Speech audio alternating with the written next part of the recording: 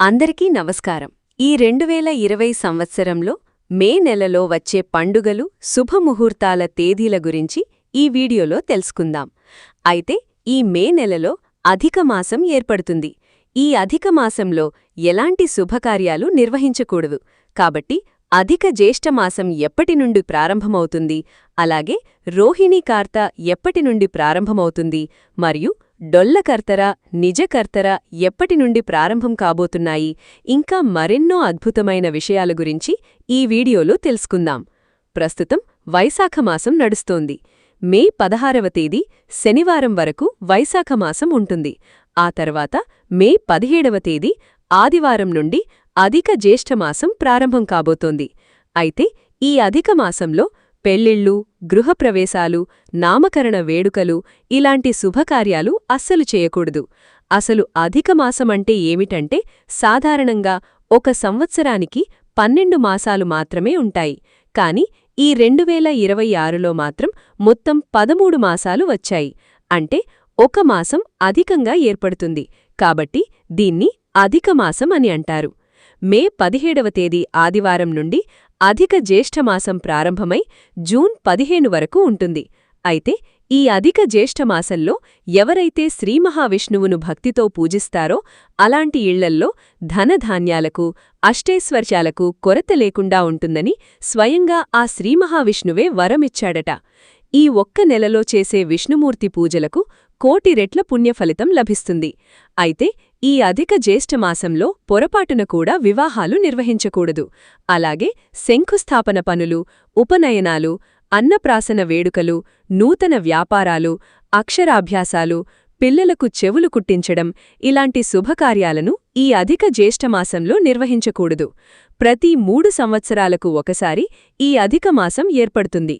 కాబట్టి ఈ అధికమాసం రాకముందే ఏవైనా చిన్న చిన్న శుభకార్యాలు ఉంటే వెంటనే వాటిని నిర్వహించుకోండి. ఈ అధికమాసానికి అధిపతి శ్రీమహావిష్ణువు కాబట్టి ఈ అధిక జ్యేష్ఠమాసంలో ఒక్కసారి విష్ణు సహస్రనామం చదివినా సరే కోటి జన్మల పుణ్యఫలితం లభిస్తుంది. అలాగే ఈ అధికమాసంలో తప్పనిసరిగా నదీస్నానం చెయ్యాలని నియమముంది. అంటే మే 17 నుండి జూన్ 15 వరకు ఏదైనా ఒకరోజు పుణ్యనదుల్లో స్నానం చేస్తే మనం తెలియక చేసిన పాపాలన్నీ తొలగిపోయి మోక్షప్రాప్తి కలుగుతుందట. అలాగే మన శాస్త్రాల ప్రకారం ఈ అధిక జ్యేష్ఠమాసంలో తప్పనిసరిగా ఒక బ్రాహ్మణుడికి స్వయంపాకం దానం చెయ్యండి. దీనివల్ల మీ కుటుంబ కష్టాలన్నీ వెంటనే తీరిపోతాయి. ఇక ఈ మే నెలలో వచ్చే పండుగల గురించి తెలుసుకుందాం. మే 1వ తేదీ శుక్రవారం నాడు వైశాఖ పౌర్ణమి ఏర్పడుతుంది. మే 4వ తేదీ సోమవారం నుండి డొల్లకర్తర ప్రారంభమవుతుంది. అలాగే మే 11వ తేదీ నుండి మే 29 వరకు నిజకర్తర ఉంటుంది. అయితే మనలో చాలామందికి ఈ కర్తరి గురించి తెలియకపోవచ్చు. ఈ కర్తరీలు 2 రకాలుగా ఉంటాయి. ఒకటి డొల్లకర్తర, రెండవది నిజకర్తర. అంటే మే 4వ తేదీ నుండి మే 29 వరకు కర్తరీలు ఉంటాయి. ఈ కర్తరి రోజుల్లో పొరపాటున కూడా కొన్ని పనులను అస్సలు చేయకూడదని పండితులు వివరిస్తున్నారు. అవి ఏవిటంటే నూతన గృహ ఆరంభాలు లేదా నూతన గృహ ప్రవేశాలు చేయకూడదు. అలాగే ఈ కర్తరి సమయంలో పాట ఇంటికి మరమ్మతులు చేయించకూడదు. అలాగే శంఖుస్థాపన పనులు, కొత్త ఇంటికి సింహద్వారం కట్టడం, ఇంటిపైన పిల్లర్లు వేయడం కూడా చేయకూడదు.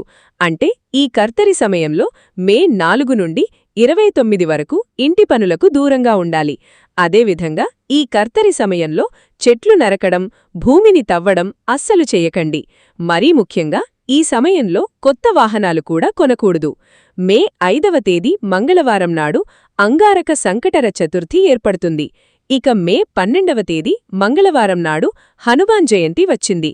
ఈ సంవత్సరం మంగళవారం నాడు హనుమాన్ జయంతి రావడం చాలా విశేషం. అలాగే మే 13 బుధవారం నాడు ఏకాదశి ఏర్పడుతుంది. ఇక మే 16వ తేదీన శనివారం నాడు అమావాస్య ఏర్పడబోతోంది. ఈ రోజుతో వైశాఖమాసం ముగిసిపోతుంది. ఇక మే 25వ తేదీ సోమవారం నుండి రోహిణీ కార్త ప్రారంభమవుతుంది. మే 31 ఆదివారం పౌర్ణమి ఏర్పడుతుంది. అలాగే ఈ మే నెలలో శుభముహూర్తాలకు ముఖ్యమైన తేదీలు తెలుసుకుందాం. మే 1వ తేదీన శుక్రవారం నాడు గృహప్రవేశం చేయడానికి అత్యంత శుభముహూర్తం ఉంది. ఈ రోజున శంకుస్థాపన పనులు, భూమి పూజలు చేసుకోవచ్చు. అలాగే మే 2వ తేదీ శనివారం నాడు కొత్త వ్యాపారాలు ప్రారంభించడానికి మంచి శుభముహూర్తం ఉంది. మే 3వ తేదీ ఆదివారం నాడు ఎలాంటి శుభకార్యాలైనా చేసుకోవచ్చు. మే 4వ తేదీ సోమవారం నాడు చిన్నపిల్లలకు చెవులు కుట్టించడానికి అత్యంత శుభముహూర్తం ఉంది. అలాగే మే 25 నుండి రోహిణీ కార్త ప్రారంభమై జూన్ 7వ తారీఖు వరకు రోహిణీ కార్త ఉంటుంది. ఈ రోహిణీ కార్త సమయంలో రోలు పగిల ఎండలు ఉంటాయి. కాబట్టి నిరుపేదలకు చల్లని నీటిని దానం చెయ్యండి. కొబ్బరి నీళ్లు, పండ్లను దానం చేయడం ద్వారా ఎన్నో శుభ ఫలితాలు కలుగుతాయి. ఈ రోహిణీ కార్తలో వేప చెట్టును మరియు రావి చెట్టును నాటడం వల్ల యాగం చేసినంత పుణ్యఫలితం లభిస్తుందట. ఈ విధంగా మే నెలలో ఏర్పడే పండుగలు, శుభముహూర్తాలు తెలుసుకున్నారు కదా. ఇక మనలో చాలామందికి కొన్ని ధర్మ సందేహాలు ఉంటాయి. కాబట్టి కొన్ని సందేహాల గురించి కూడా ఇప్పుడు మనం తెలుసుకుందాం.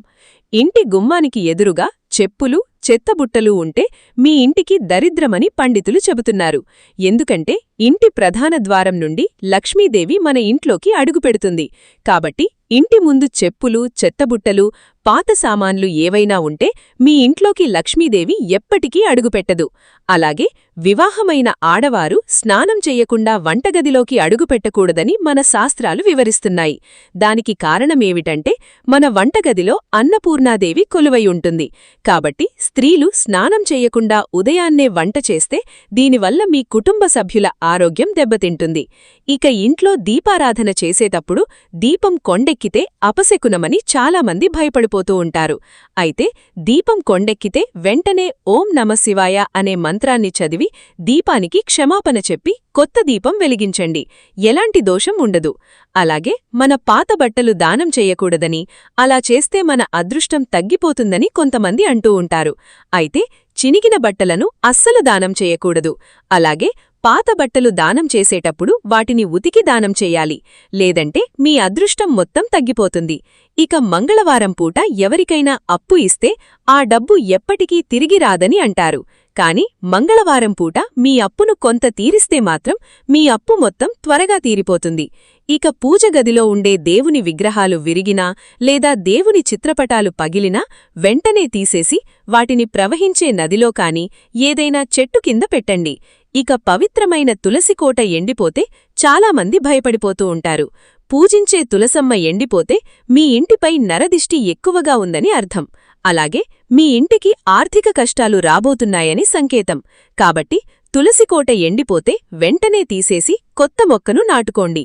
ఇక ప్లేట్లో అన్నం వడ్డించేటప్పుడు వెంటనే 3 గరిటెల అన్నం పెట్టకూడదు. కాబట్టి 2 గరిటెల అన్నాన్ని ప్లేట్లో వడ్డించాలి. ఇక రావి చెట్టు కింద దీపం వెలిగిస్తే కష్టాలన్నీ వెంటనే తొలగిపోతాయని చాలామంది పండితులు చెబుతున్నారు. ఎందుకంటే రావి చెట్టులో త్రిమూర్తులు నివసిస్తారు. కాబట్టి ప్రతి శనివారం రావి చెట్టు కింద దీపం వెలిగించి రావి చెట్టుకు ప్రదక్షిణాలు చేస్తే శని దోషాలన్నీ తొలగిపోయి మీ జాతకంలో అదృష్టం పెరుగుతుంది. ఇక వాస్తు ప్రకారం మంచానికి ఎదురుగా అద్దం ఉండకూడదని మన వాస్తు నిపుణులు సూచిస్తున్నారు.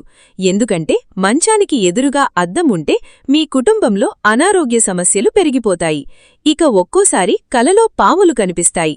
అలాంటప్పుడు చాలామంది భయపడిపోతారు. కాని కలలో పాములు కనిపిస్తే సుబ్రహ్మణ్యస్వామి అనుగ్రహం మీ ఇంటిపై ఉందని, ధనాకర్షణ పెరుగుతుందని నమ్మకం. ఇక సాయంత్రం పూట ఇల్లు ఊడవకూడదు. ఒకవేళ ఊడిచినా ఇంట్లో ఉన్న చెత్తను బయటపడేయకూడదు. చూశారు కదా ఈ వీడియోని.